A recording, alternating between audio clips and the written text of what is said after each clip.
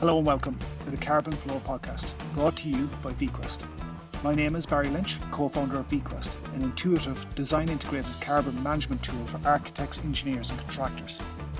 We are busy right now recording and editing a series of podcasts, which we will be releasing monthly starting this October. Carbon Flow will be meeting professionals, suppliers and government representatives to talk about everything and anything carbon and carbon reduction related within the construction and construction design industry. We'll be talking about industry, the groundbreaking projects, the available technology, the materials and the methodologies that we will all use to help us meet our climate targets. If you didn't already know, our industry is responsible for around 24% of global carbon emissions. We believe it needs to be talked about more. We need to discuss it, debate it, and spread real-life stories of how people have actually achieved carbon reductions already. In this episode, we're thrilled to have two incredible guests, Bernie O'Fagan of RM Designs and Julian Addington of Engco Structural Engineering. Bernie and Julian will share their insights on designing and delivering innovative commercial projects right here in New Zealand. We'll dive into their experiences with offsite fabrication, mass timber and hybrid designs, as well as getting their thoughts on upcoming carbon legislation. Plus, we'll hear how they're achieving outstanding outcomes by embracing carbon measurement into their workflows right now. Get ready for an inspiring conversation packed with actionable insights. Sponsors of today's podcast are Lean Canvas, a cool co-working space designed specifically for Christchurch startups and sustainability communities. You can find out more about Lean Canvas at www.leancanvas.org.nz. So keep listening and press that subscribe button and you will get notifications on whenever we have a new podcast available for you.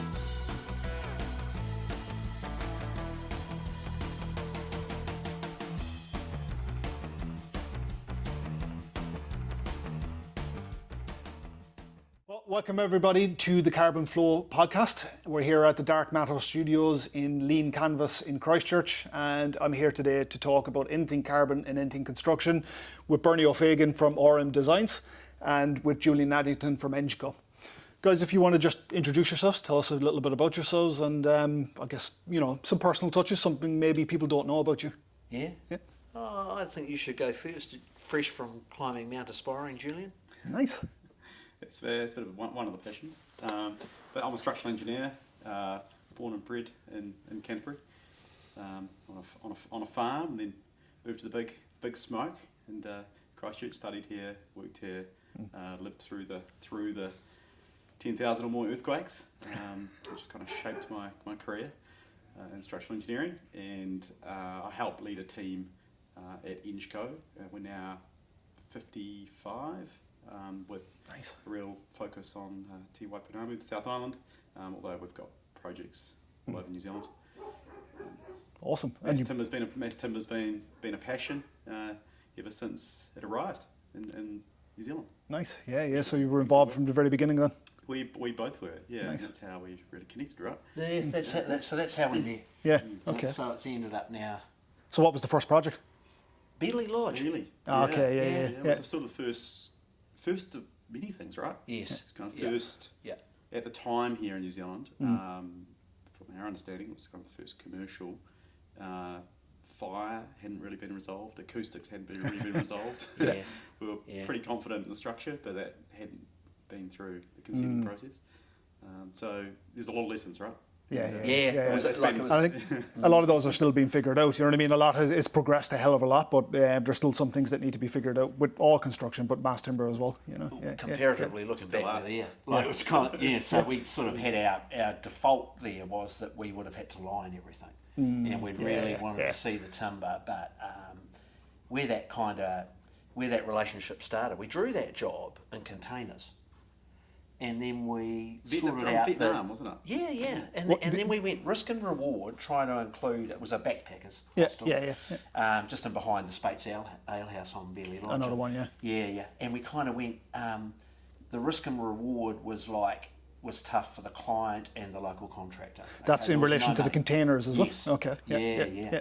And then we went, and so the project had been drawn by others in concrete and steel. Yeah. And it was 20% of the budget to get out of the ground.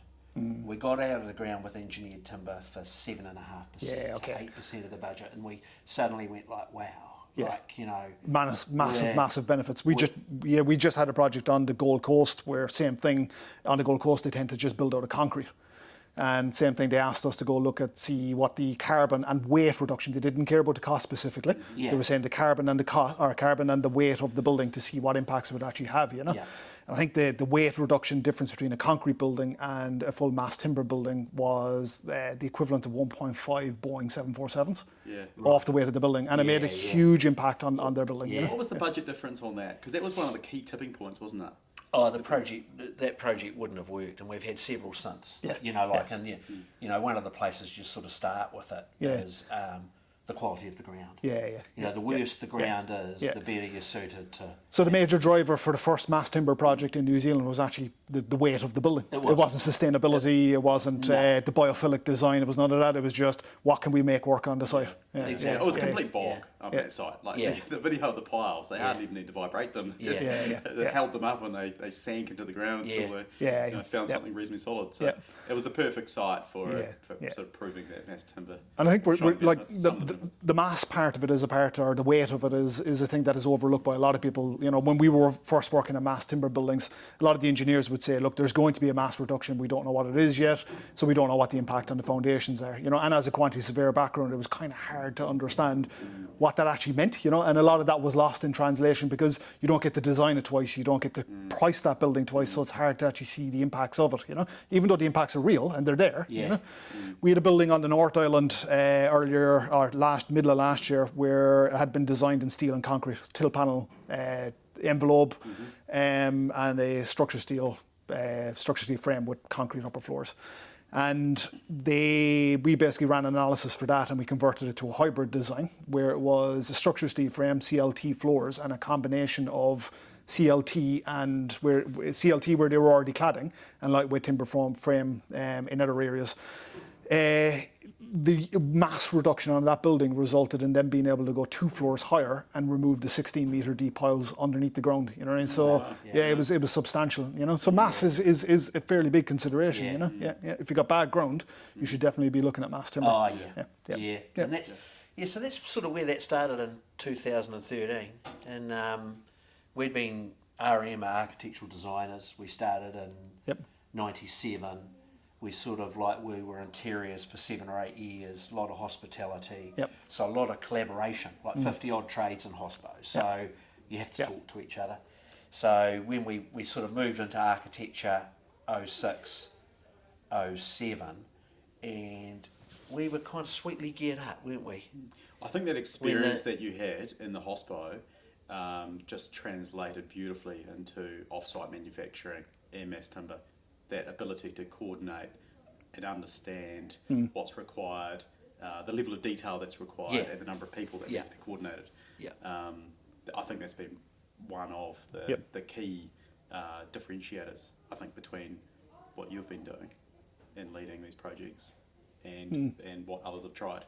Yeah, so we've sort of got this throwaway line, you know, no one of us is smart as all of us. Fair enough, you know, so then we sort of started going like, end of prelim design, let's get everyone together. And then we went, no, actually, why don't we throw sketches on napkins on the table? Sure. And start with the crew, you know. So I think one thing, once we got the nucleus of our crew together, we're just a small studio of 8. And then met Julian and turned into all sorts of running adventures and drinking red wine, and went like, this is a match made in heaven. And then we sort of, and you know, Mike from your office and Bjorn, and you know, like there's some real synergies. And then we started going, let's try and keep Holmes from Fire in the picture, and Kumar, who's now HSC. So we're very reluctant to change our team as we go, you know, and I think we've learnt a lot together. I love that line that you mentioned a couple of weeks ago now. That, you know, I think we've done 30 or 40 projects together, and we're yet to get one right. It's very easy to say that, but that's every single Yeah. project, because it's never ends up being, when it's finished, what it looked like when Yeah. you started designing. You know what I mean? Yeah. It's always a process of working through It's it. constant. It's a constant learning process, and I think that's one thing as the construction sector. I just don't think we're very good at it. Yeah. My brother-in-law, he was at Rocket Lab for a long time, and he mentioned to me a while ago. He said, "You're just prototyping.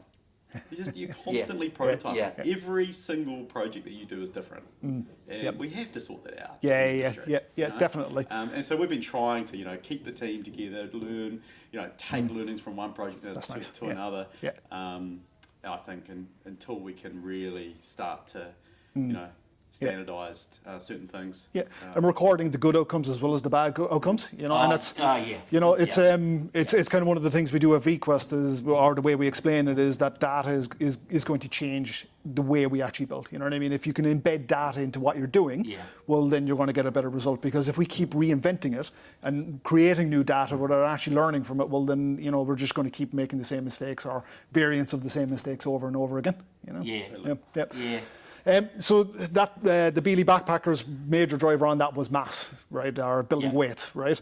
But you've built so many more other mass timber buildings and hybrids since then. You've got some fantastic ones on the West Coast, which the West Coast seems to be leaning a lot, heavily towards that kind of construction now. What were the drivers on those other buildings? Well, because it wouldn't have been weight on all of them. Was there sustainability drivers there? Well, we had. Probably the R&D project after Papanui Club, another mass timber building, timber portals, nothing that hadn't been done before. Yeah. LVL. So as a result of that, we got a knock on the door, those things that, you talk about, and it was Housing New Zealand. Yep. And they're, a guy who was tied up in their innovation system said, "Can we have a cup of tea with you?" And Al Miles, who'd been the builder at Papanui Club, and he had an Auckland office. Sure. And so we all sort of sat around, and they went, "Well, do you want to be part of this R&D project?" And we sort of went, "Well, you sure you come to the right people?" And they went, yeah. This is what we want to do. Is we want to do hybrid buildings.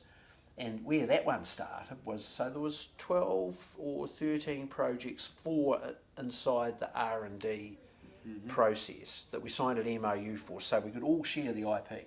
So a bloody good system. And where they started was a square metre rate above the slab, which in those days was 2,750. And 70% offsite components. Nice.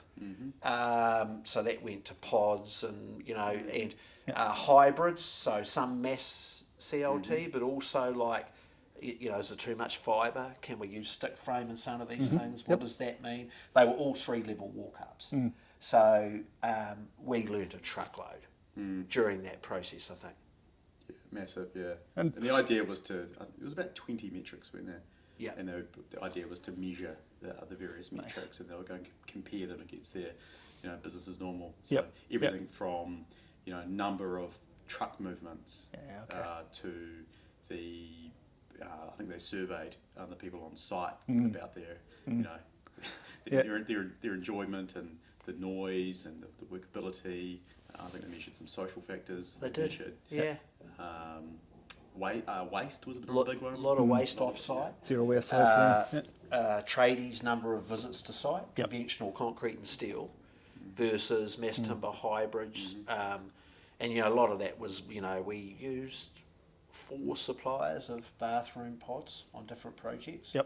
And it was quite sad, the demise of Concision, who were here in Christchurch. Bloody good operators. We were lifting semi-complete facade panels into place on the Busby job, and the pods were there from two, but they're kind of like the pipeline never really kind of erupted. I don't want to cast any blame on, but it was just it was all happening in Auckland, and it was all out of Christchurch. But the idea was to prototype it, right, and then roll out. But I think we're seeing a move back towards that now. Again, the Ministry of Education are looking at modular and prefabrication now as well. You know what I mean? And Concision, once Concision is gone, the learnings from it aren't gone. You know what I mean? You've got preformance. or formants, that are out of my structures coming on now. Yeah, cool. And they've gone up a level too. You know, the semi. Hector Ego.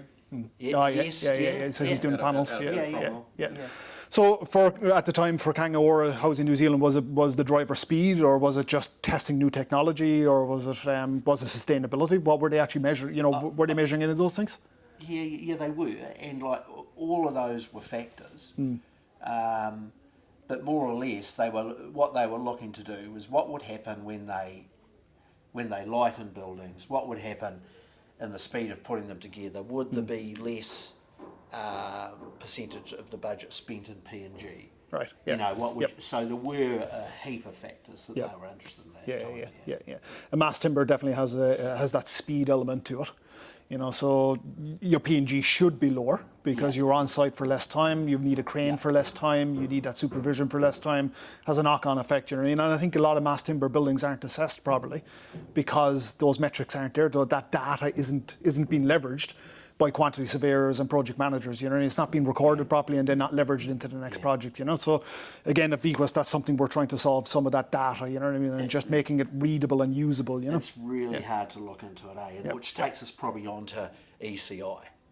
Like, you know, traditional tender where someone in various 5 different silos draws a job from start to completion and then goes, ta-da, what do you think of the money? Like it's outrageous. It's just, and also like you end up in a adversarial situation with contractors and you're fighting the whole time. You know, like ECI is just amazing, and also that's where you'll have a contract to go. And we did this at Hornby. Like if we build in concrete and steel, we've run a program in here, and you do have to use some skilled tuition to, you know, slightly tweak the program, and not as far as what you would think to show what the difference would be. And when we did that at the end of prelim design for Hornby Club, which was 3,000 squares attached to an old concrete building, all in mass timber. And the difference we ran was 9 weeks at that time. You know, like, and you take that P&G day rate, that ends up being a lot of money. It is, particularly when a commercial client has got a till ringing and hits a Christmas period that they normally wouldn't have hit. So you know, you've got all these, and you know, you'll have that same with Barry. With we've got Haven Road going at the moment. You know, like, so if a developer gets a title, just use 9 weeks. 9 weeks early. What does that mean? What is that? That's all the factors. That's that hospo experience coming through again, though. It's that, you know, you're used to, you know, a bar that needs to be operating by you know, summer, Christmas time. And the, you know, it's if it doesn't hit you might as well, you know, it's bedlam. But even to the developer themselves, if they can release that capital sooner and move on to the next project, you know what I mean, that's better for them again, you know what I mean, the holding cost, move on to the next project, you know. So it's not just construction related. There's so many impacts beyond construction that you need to get those buildings handed over, and there's lots of financial incentives to get them handed over earlier. We spoke just before we actually came on camera about just the new driver that's coming into the market, and that's basically the carbon effect. You know, so we're hearing a lot about the legislation that was going to be released in New Zealand around carbon reduction, or at least carbon measurement. You know, so are you guys measuring carbon at the moment in these timber buildings? Are you contextualizing them against alternative construction methodologies? What's happening with you guys? Are you like how aware are you? This is the really interesting thing, and also after having, you know, like I haven't told you the full details, but we trialled VQuest software on a job that's in process, and I'll get to that but so say if we've done 30, or you know, Rach, who leads architecture for us, has led more than 30 projects for us in this now. So she's ended up being a bit of out of a boutique small company, a bit of a leader in New Zealand. And so we started thinking about on project, say 10, and we came up with this rough measurement, which came from Xlam, I think, who've been friends of ours for a long time. And that was a cube equals a ton. Like, and we're going back now. This is probably full of fault now. But like, you know, so a cube of concrete emits a ton of carbon. A cube of mass timber sequesters a ton of carbon. So we had these thoughts, but the first time we really saw it was when, this is our first dealing with you, back in Logic Group, and out of interest you ran some early calcs for us on Haven Road, which is 5 levels of CLT on a concrete podium. And I remember, is it Will? Yeah. Will yeah, came yeah, back yeah. and said, if you guys spend some money putting an additive into your concrete podium, you'll never have a zero building. You'll nearly have a zero carbon building. And we went like, what does that mean? Yeah, like yeah. No, it's so I think in the future, when we get legislation, it's going to be one of those major drivers and considerations. It's going to make products like mass timber more viable, even more viable than it is now, because you're going to have, you're going to be paying for offsetting costs if you go over certain thresholds with the new legislation that's being proposed, So, and what's happening effectively is under the Labour government, they were planning, first of all, to mandate measurement of carbon, and then run that for 12 months, get some data back, get some user experience, and then bring in a threshold. And if you went above that threshold in your calculation of carbon on your project at consent stage, you were going to have to pay for offsetting the cost of what was above that threshold. And then they were going to gradually, over time, lower that threshold to make it to bring those emissions down right across the country, right across our construction. And construction is 20% of the global carbon emissions as well. And that's just the materials we use in the buildings, not the operation of them, just the materials in the buildings. So it can have a fairly major impact. What Will Wood was talking about, I guess, is those little measures that are going to become a little bit more viable. So instead of paying for offsetting, you can now pay for the additive that you put in your concrete. And it's not just, we've spoken a lot about mass timber. Mass timber is a great mechanism to reduce carbon because it stores carbon in your building. Yeah. But what we're seeing happening in the industry is actually concrete is being fairly dynamic now as well. The concrete industry is going, we need to perform better. We need to decarbonize as well. And we're talking to some big innovators out there, even based out of New Zealand, that will be global, the likes of Aspiring Materials. So I don't know if you've heard of those guys? No. Yeah, so they're don't ask me the scientific background of how it works, but effectively what they're doing is using aggregate to store carbon and then putting that in concrete so that concrete becomes a carbon store in itself. So it could in the future perform just like CLT or just like LVL or just like timber products, So you're seeing a fairly dynamic range of products that are constantly going to be changing over the next 10, 15 years and getting better and better and better and getting easier and easier and easier to decarbonize, So, whatever happens, we're going to need concrete forever. Exactly, It's just where, this is a horses for courses thing. It is, exactly. We can't just divest ourselves of some material. Yep. And we call that optimized design. It's where do you have to use those materials and where, is the most optimal location or use of those materials. And then the other ones that can help you decarbonize, where can we put those ones? You know what I mean? It's not about eliminating a product. Yeah. It's about rationalizing the design to understand where you can actually get the carbon reductions within your budget. And we actually see countless projects come in that actually have missed opportunities to reduce carbon that cost nothing at all. And in some instances where you can reduce the mass, like that building on the North Island of eliminating the 16-metre deep piles under the building, that was a substantial saving. So there's some opportunities to be found there as well. How do you guys see, I guess, we're potentially in the next 12 months going to be asked to measure carbon in every single building, in every consent application that we put forward. How do you see that impacting the industry? How do you see it impacting you guys? Are you, Well, it's just going to, I guess, prove, I suppose, or provide another reason for why mass timber makes sense on certain projects. We didn't start at that point.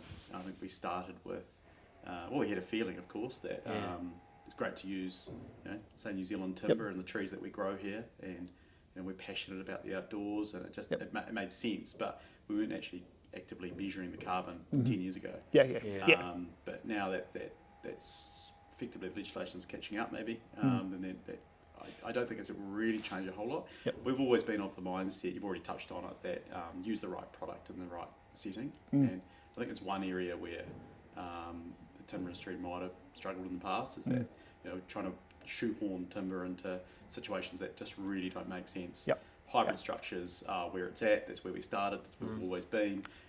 There's many instances where a steel beam just makes more sense. It's more efficient. It provides a lot of other benefits. concrete, you know, if you've got a retaining wall block of concrete, right? Yep. Your podiums with using concrete at the moment. So I think it's using the right product in the right setting, and that's amazing. What you're saying there, Barry, about other products coming to the market. It's just going to add more options to the tool belt. Yep, So, and I think what we were speaking in a previous podcast I've done. We spoken to another architect, Bernie, or it was Bob Burnett. Oh, super homes. Yeah, the super home movement. Yeah. And they looked at trying to build Christchurch's first net zero house, and they basically said trying to get access to information out there is quite tough. Yeah. There's not a lot of carbon data out there on existing products. It's growing, but there's not a lot there. So they were trying to find solutions, and often having to work outside what are compliant EPDs or environmental product declarations.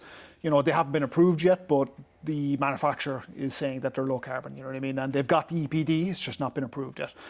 So I think all that is good. He's almost got a more difficult job, okay? Because like if we talk about, the 6 levels of apartments, so you've got 1,100 cube of CLT on your side before you start. Yep.